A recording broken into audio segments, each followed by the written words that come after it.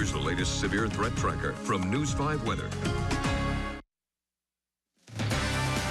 Accurate, reliable, getting the facts right. News 5 in high definition starts right now.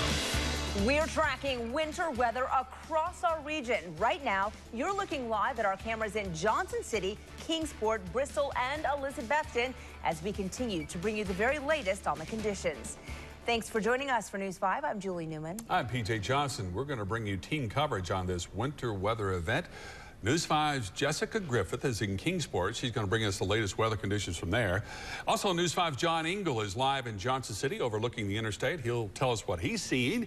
And Storm Track 5 meteorologist Ricky Matthews is driving through Duffield, Virginia on Highway 23 to give us the latest details from Southwest Virginia. But first, we begin with Chief Meteorologist Dave Dirks, who is tracking it all from the Storm Track 5 Weather Center. This snow took its time getting here today, Dave, but you have the latest on how long this is going to stick around. Absolutely. It looks like it'll stick around through the evening, taper off as we go through the overnight. Temperatures really fall quickly once the snow begins. Topped out in the low 40s now across the Tri-Cities area, upper 30s, low 40s points eastward. But notice how temperatures drop quickly behind the front. 25 now, Jonesville, 23 degrees in Wise, Moorestown down to 27, and Knoxville is down to 25 degrees. And so the light snow moves in, maybe a period of some light rain at the very beginning, doesn't last long, and then we'll see temperatures drop in the Tri-Cities as well, and that's when the roads will become an issue, especially as the sun goes down, and we'll see some light to maybe moderate accumulation, more so in the mountains, but we'll see at least a light accumulation in the Tri-Cities. Future radar showing how this stuff is going to continue to be over us, the snow,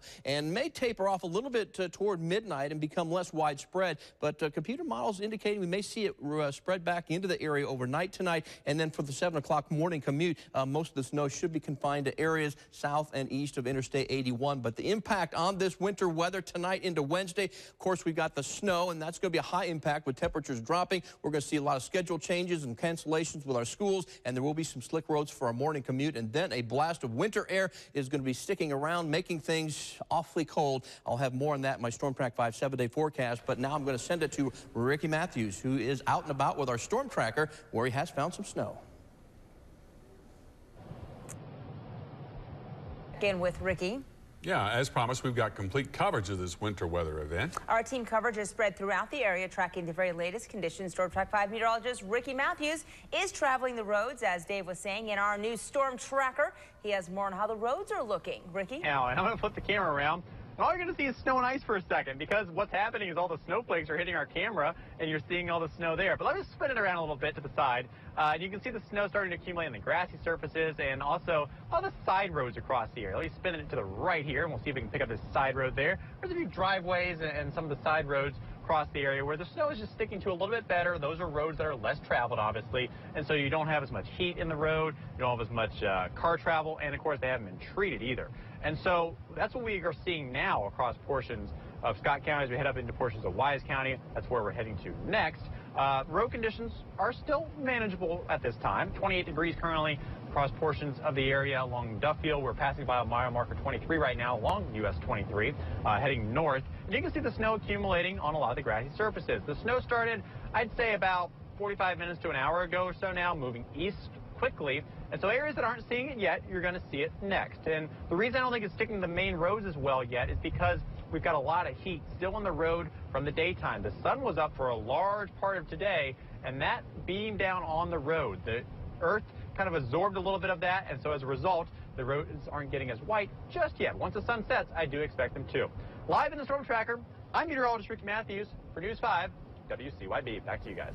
All right, Ricky, thank you very much. That's what's coming here. Oh, absolutely. Now over to Johnson City. The rush there to get home is underway with driving conditions expected to get even worse as we go through the evening. News 5 John Engel is live near I-26 to give you a first-hand look at how the roads are holding up so far in Johnson City.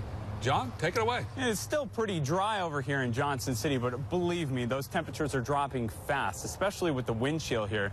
Take a look behind me right at I-26. We're just off Roan Street. Traffic moving fine onto and off of the interstate. And while we're not dealing with any snow or any wet conditions just yet, a lot of things you do need to keep in mind.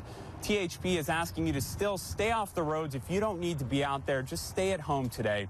And make sure to add some extra time to your commute as well. If you really do need to be out and about, on the roads. Now, salt trucks are standing by. TDOT tells us that, and they haven't had to drop anything over here just yet as they're waiting for that snow to matriculate over here in this area. But a message that really does hit home for all of us. We are being told in the last few minutes now that TVA and Bristol, Tennessee Essential Services asking people use less power right now. It's really cold out there. We know you want to keep those thermostats high, but you need to try to use less so that we don't have to face any power outages. We're going to keep an eye on this traffic here for you in Johnson City. Still dry here, but it could get worse much in the near future.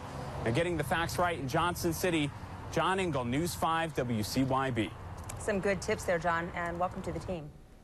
Our coverage now continues with News 5's Jessica Griffith. She is in Kingsport. All right, Jess, how are conditions there where you are? PJ, Julie, the snow started falling here in Kingsport probably about 20 minutes ago, and let me tell you guys, within that time frame, it's really starting to come down here, and the wind is also picking up.